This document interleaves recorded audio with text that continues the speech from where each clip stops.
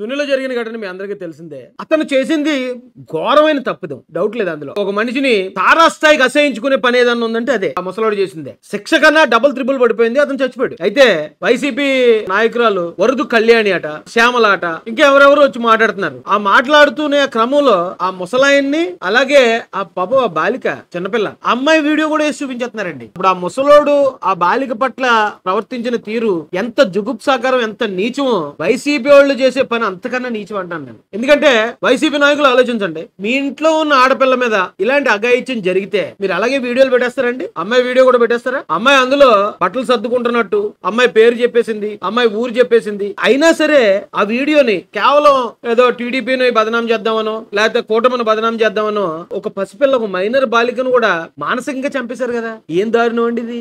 అయితే నేను ఒకటే అడుగుతాను, శిక్ష అతనికి ఎలాగా పడుతుంది? శిక్ష కొంచెం తొందరగా పడింది అంతే, దాని గురించి నేనేం ఆశ్చర్యపోవట్లేదు. కానీ ఆ మైనర్ బాలికకి ఎందుకు అంత శిక్ష విధించారు? అవినాష్ రెడ్డి గారిని మీరు ఇప్పటికీ కాపాడుకొస్తున్నారు కదా.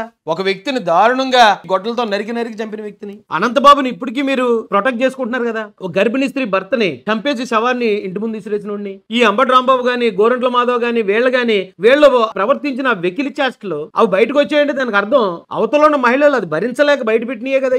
ఇవన్నీ మీ కింద పెట్టుకుని మీరు ఎంత దారుణంగా ఒక మైనర్ బాలికని ఇంత ఘోరంగా ట్రోల్ చేశారంటే నేను అడుగుతున్నా నా వైసీపీ నాయకురాళ్ళని, దురదృష్టవశాత్తు మీ ఇంట్లో ఉన్న ఆడపిల్లకి అలాంటి పరిస్థితి వస్తే మీరు అలాగే డిస్ప్లే చేస్తారా? అలాగే మొత్తం ఆ పిల్ల జీవితాన్ని నాశనం చేస్తారా? ఆ ముసలోడు ఆ చిన్నపిల్ల మీద చేసిన అకృత్యం కన్నా వైసీపీ వాళ్ళు, YCP social media, YCP main media, main line channels ఉన్నాయి వైసీపీకి పనిచేసేవి, వాళ్ళే ఎక్కువ డ్యామేజ్ చేశారు అమ్మాయిని. ఇంకా ఏం సాధించడానికి వైసీపీ వాళ్ళు? కేవలం మీ పార్టీ పబ్బం గడుపుకోవడానికి ఆ మైనర్ బాలికని అంత దారుణంగా ట్రోల్ చేసి, ఇప్పుడు రేపు పొద్దున ఇంకా అమ్మాయి బాగా చదువుకోవాలి, ఎదగాలి, పెళ్లి చేసుకోవాలి, బోళం భవిష్యత్తు ఉంది. మీరు చేసిన ట్రోలింగ్ కి అమ్మాయి ఊరి పేరు, అడ్రస్ అంతా రివీల్ అయిపోయింది. ఏంటండి అమ్మాయి పరిస్థితి? ఈ ముసలాడు చేసిన ఏదో పని కాబట్టి అతను మనం ఎలాగ సపోర్ట్ చేయలేము. ఆడపిల్ల గురించి తలుచుకున్నప్పుడు మాత్రం చాలా బాధగా అనిపిస్తుంది వాళ్ళ పేరు. ఇప్పుడు ఎందుకండి దిశ కేసు మీకు తెలుసు, అలాగే నిర్భయ కేసు మీకు తెలుసు, ఆడపిల్లల పేర్లు మీకు తెలుసా? ఆ పేరు కూడా బయట పెట్టకూడదు. అలాంటిది వీడియో పాప మా చిన్నపిల్ల మాట్లాడుతున్న మాటలు, తన అడ్రస్, తన పేరు